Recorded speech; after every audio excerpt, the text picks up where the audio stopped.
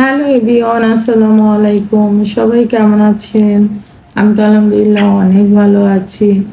এই যে শালিক পাখিটি দেখছেন, এই পাখিটি হঠাৎ করে গায়ের উপরে এসে পড়েছে। সো এটাকে আমরা বাসায় নিয়ে এসেছি। কিন্তু এই পাখিটি হালকা উঠতে পারে, অত বেশি উঠতে পারে না, একটু উড়েই আবার নিচে পড়ে যায়। সেই জন্য আমি আর ছেড়ে দেইনি, এটা আমাদের কাছে আছে।